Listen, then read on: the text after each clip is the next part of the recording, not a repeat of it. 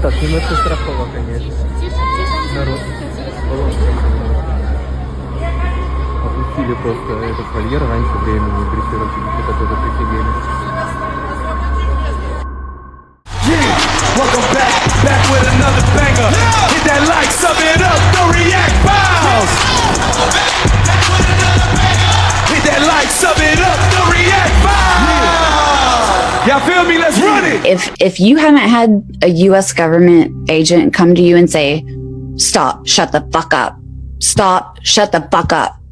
If that hasn't happened, they're going to let you do it. They're waiting. There are SSP motherfuckers that are fucking twiddling their thumbs. Like, is Amy not going to publish soon? Gah, we've been influencing this bitch forever. Doesn't she know we want her to publish? Jesus. Like, there's multiple people doing that right now. And on the other side of the fence, there's multiple parties looking at each other like, didn't we tell this bitch 3 years ago that we people for this? Is she not listening? What is she doing? She's still doing it? What? We told her we were going to 3 years ago. So I have these two different scenarios floating constantly in my life where I have people being like, do it, do it, do it. You're the one, do it. And then I have multiple people being like, they're going to don't do it. They're going to.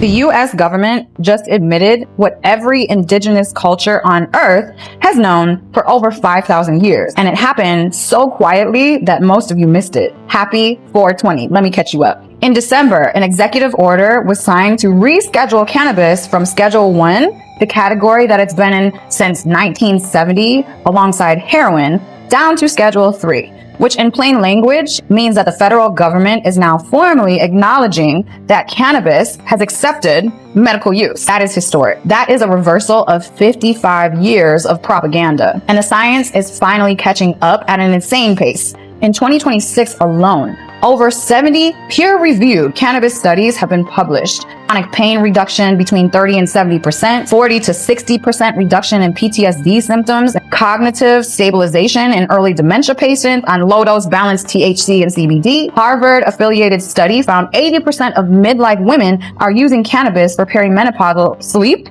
mood, anxiety, with results most pharmaceuticals cannot match. Your body has an entire system dedicated to this plant, and it's called the endocannabinoid system. You have receptors in your brain, your gut, your reproductive organs, your nervous system. The plant did not find us. We were built for it, literally. The 2026 cannabis conversation is not about getting high.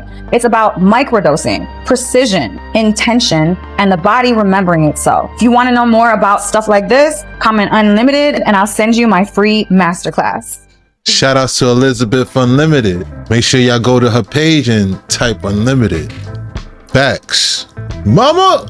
I told you. But for real, I'm happy it's being taken more seriously on a scientific note. And of course, the easing of all the propaganda. For real. Happy 420.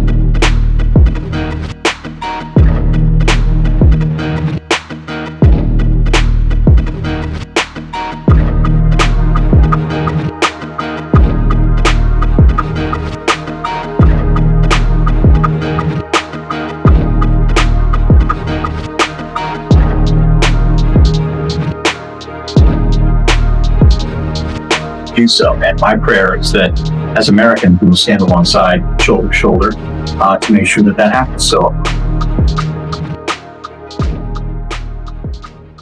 Yo, what's good, y'all? I've been putting people onto this program called Free Cash for a while now, and my DMs are blowing up with people saying, I tried it, just cashed out. I love seeing that because it shows this really works. Now, I've seen a few comments from people saying stuff like, it doesn't work, or they're trying to steal your data.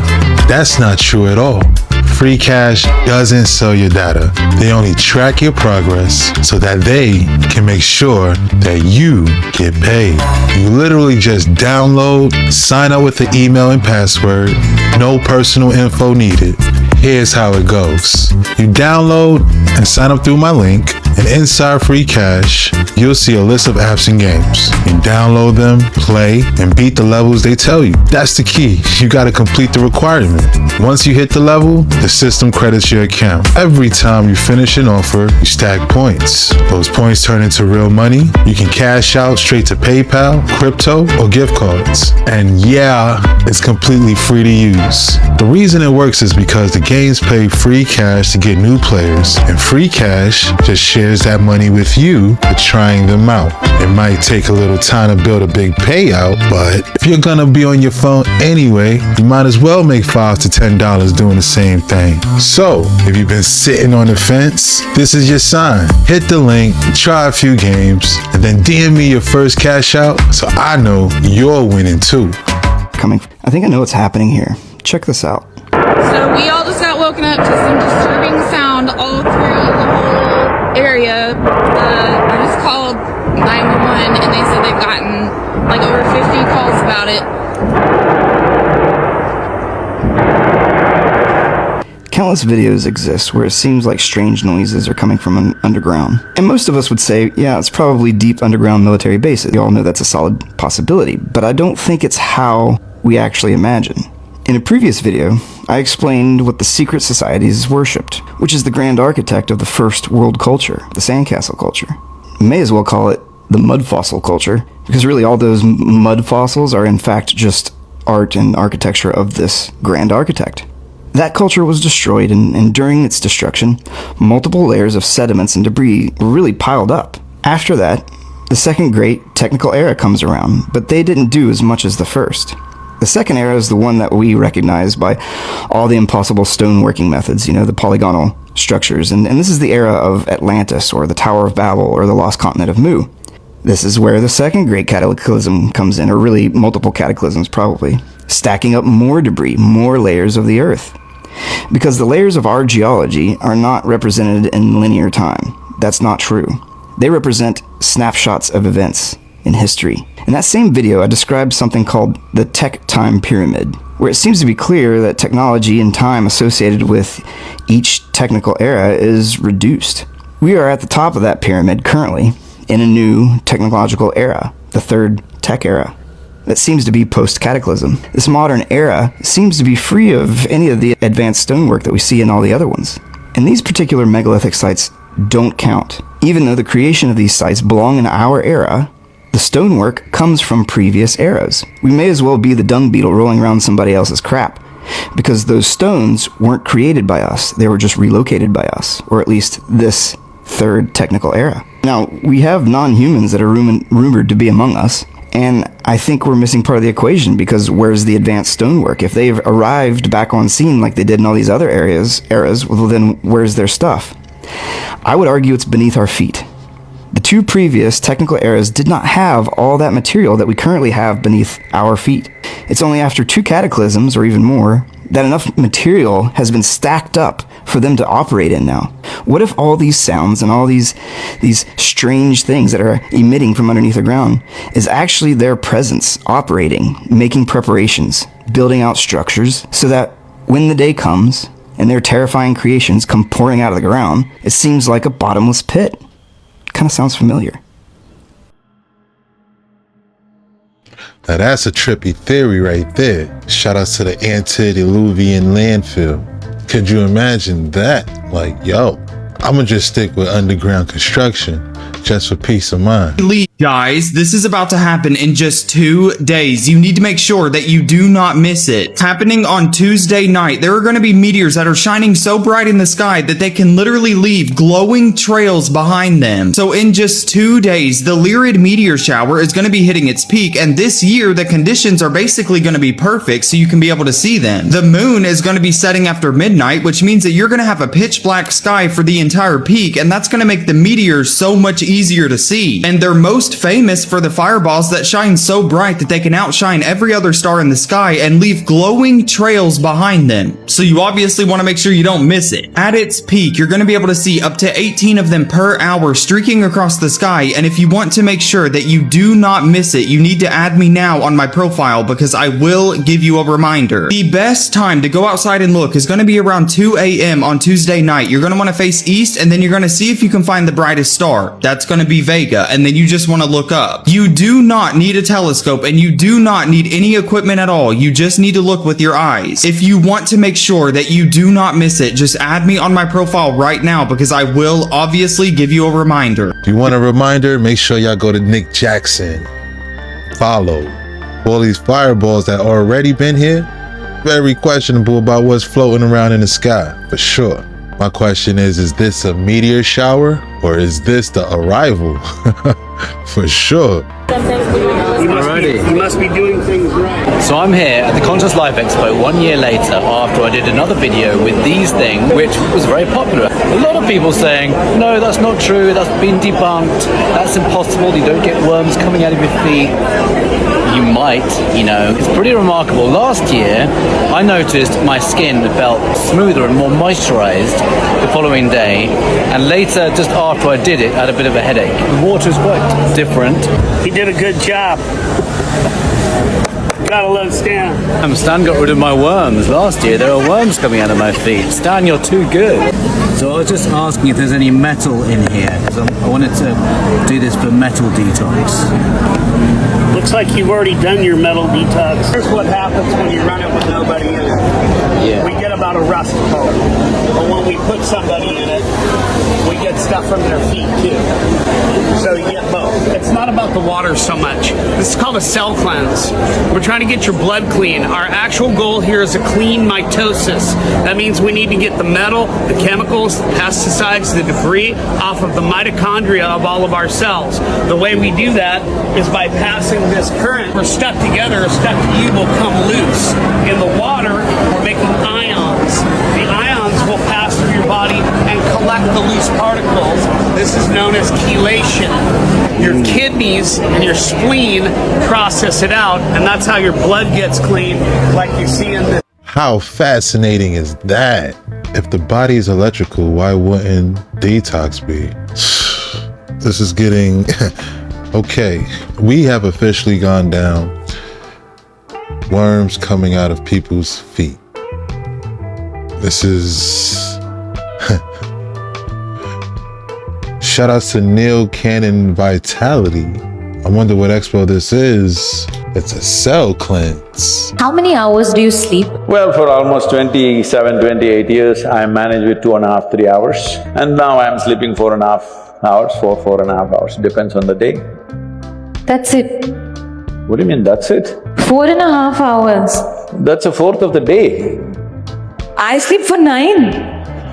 Oh. Or like 8. When will you live? No, but all we are told is sleep and rest and sleep, and it's where your body repairs itself, right? Everybody's nodding away. That's all we're told. Why did you damage your body first of all? The people ask me, Sadhguru, what do you do to unwind? I say, I don't wind myself up. Why do you wind yourself and why do you go and unwind? How much magic is real? We just can't afford it. Our universe has one rule that it never breaks. Energy has to come from something. So in a real magic system, it has to come from you. Your body runs on something called ATP. That is basically cellular currency, something the mitochondria, the powerhouses of the cells, make. Every muscle, every nerve, every cell burns it to function. So realistically, magic would also work on ATP. So then, if you cast a small spell, what happens is the same to your body that to a marathon runner at mile 20. The hands trembling, vision tunneling, the body has burned so much glucose that it needs sugar and it needs it now. Go further, your body now is in ketoacidosis. Your blood turns acidic, your organs start signaling distress. This would cause to a wizard a metabolic crisis that would take him weeks of IV fluids to recover from. So in this magic system, the healthier you are and the more willing you are to sacrifice your body, the stronger of a magician you will be. And this is going into my next short story. I'm a neuroscientist and a sci-fi fantasy writer. Follow for more brain meets fiction, where we understand the human condition through the amalgam of science and storytelling. That's some amazing information right there. Very interesting. The healthier you are and the more you're willing to sacrifice, the better magician you are. Shout out to Sci-Fi with Ash, a neuroscientist slash sci-fi writer. I definitely want to read her work, see what she comes up with. Very interesting. Did you know the pyramids used to look nothing like they do today? Let me show you. They were in fact white, surrounded by water, reflecting the Egyptian sun like a mirror. I'm Cleopatra, a trained archaeologist and a film producer, and I filmed here at the Giza pyramids for a Nat Geo documentary. We explored what the pyramids used to look like. The desert was filled with water. The canals from the Nile ran right to the pyramid's edge, which explains how they transported those enormous blocks to the site. They even had a gold tip called a pyramidion that would glint across the Egyptian desert. But years later, the thieves stripped the white casing to build mosques and fortresses. The pyramid stone now makes up the walls of medieval Cairo. Most people walk past those buildings every day without realizing they're actually looking at the pyramids. However, the golden tips have never been found. Where are they? They're probably at Area 51. Shout out to Cleopatra Digs It. Fascinating. I'm so jealous. They're so beautiful. Imagine seeing something like that compared to what we have today. Like, yo, talking about ancient ancestry. Like, yo, find myself being more fascinated with these pyramids by the day. Really serious conversation, and I need all hands on deck when it comes to witch talk. What is he saying in this video? And yes, he really posted this the other night on his True Social and apparently took it down right away, but this is fucking scary.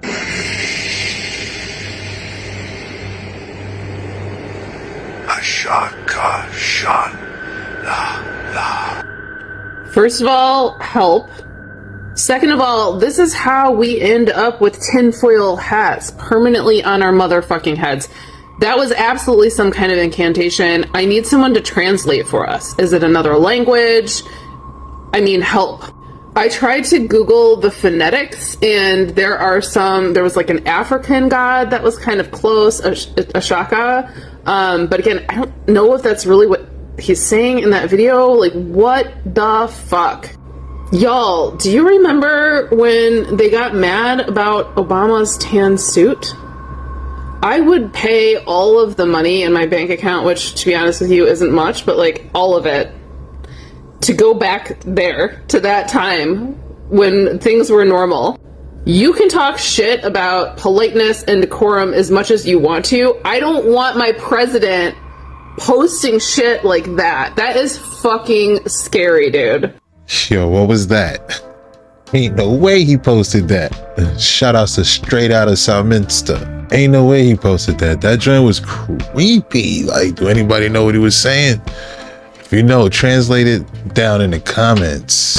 Let's talk about the first Mason, the first Agent Smith. In the biblical narrative, Cain is the first son of Adam and Eve. Cain means smith like blacksmith, a metal worker, also an alchemist, and also a political leader. Obviously, Cain is the first assassin and took out Abel. Looking at the bloodlines, we see how they are mirrored. One is adversarial and one is supposedly righteous. And as you can see, Noah and Nehemiah are contemporaries. They lived at the same time. She was the sister of Tubal-Cain and the wife of Noah. Tubal-Cain is a central figure in Freemasonry. The name Tubal-Cain also means to possess or acquire. A smith, Agent Smith, driven to possess or acquire the world. This Cain line is touched by an angel, a fallen angel. Lucifer is obviously a fallen angel associated with music, beauty, and Venus. Nehemiah is associated with Venus, and she is an angel seductress. Jubal, her brother, is the lord of music, and Tubal is the light or knowledge or fire bearer. The initial infringement or merger happens in Eden. Cain is a byproduct of the corruption. Then the world is treated as an object to be possessed and homogenized. Then the world reaches peak corruption, which brings on the flood. Ne'amah survives the flood because she is Noah's wife. In every reset, there's a remnant of the producer and of the parasite that survives. Noah and Ne'amah have 3 sons, Shem, Ham, and Japheth. Then Ham has sex with his mother, Ne'amah, and they produce Canaan. That is why Canaan is cursed, and he shall be a servant unto his brethren, because his brothers are also his uncles. So as the corrupted inbred one, he's supposed to serve his brothers, his uncles. Inbreeding brings about the recessive or demonic traits, so the corrupted Cain expression becomes prominent in Canaan.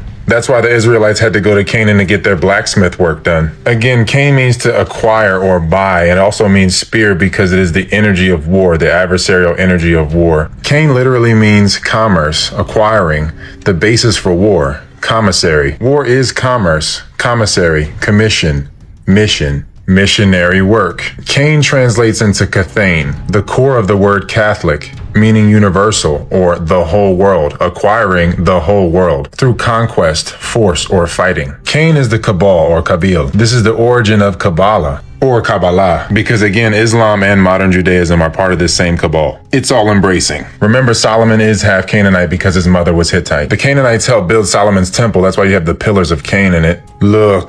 Let's look at this book real quick. Cain declares himself Mahan, which means great, Mahan, Magi, Maga. Club Cain is club witchcraft. Like many of the biblical firstborns that drop the ball and try to take the birthright back by force. All of those firstborn archetypes that lose their birthright work together today. And it's no coincidence that Japheth is considered the firstborn by many, and one of his descendants are named Tubal. Because again, Japheth is enlarged throughout the realm and Canaan is his servant. And Japheth crossbred with every line to usurp everybody's identities. They are the Tsar, the Caesar, the Kaiser, the Cherokee. Shittim and Edom made Rome, real Rome. Japhethites, the Gog and Magog of Ezekiel. Look, shout out to Taylor Durden, the first Freemason, the first Agent Smith. Wild. I never looked at it like this. Whoa, that's a big part of the puzzle right there. Wow, very fascinating. There's a lost city beneath the pyramids that no one talks about. I'm Cleopatra, trained archaeologist, and let me show you this discovery we covered on a Nat Geo documentary. Archaeologists dug down to find mysterious ruins just south of the Sphinx. They unearthed an entire city lost to time. Here you can see what it once looked like. Streets lined with bakeries, breweries, and small houses. This was a city where the pyramid builders lived 4,500 years ago. The discovery reveals they weren't aliens or slaves. Instead, tens of thousands of farmers brought in while the Nile flooded as a sort of national tax. You can see the grain pits here that reveal that just like us, they would have drunk beer after a long day's work. Here you can see the archaeologists lying down in the galleries to show how the builders slept. And my favorite discovery, their graffiti, where they wrote down the name of their work gang, Friends of Khufu. Many people today think we don't know who built the pyramids, but they don't realize this lost city exists. Today the team is still excavating the area. What do you think they'll discover? Japan just had a 7.4 earthquake this morning, and on the 18th, I took video footage of the lightning strikes, and that area right there was getting bombarded. This is a... It's time to wake up. It's time to wake up. It's time to wake up. Step into your power. Step into your power. Say goodbye to what is yours. Remember who you are. Remember who you are. Remember who you are. You are everything! You are everything! They try to make you out to be nothing, because you are everything. They want everybody against you, because you are everything. And that's a wrap. Hope you enjoyed the deep dive. Hope you enjoyed your 420. If you enjoyed this video, please consider to give it a like, subscribe to the channel. Don't forget to hit the notification bell. Shout outs to all the reactors. Thanks again. Till next time.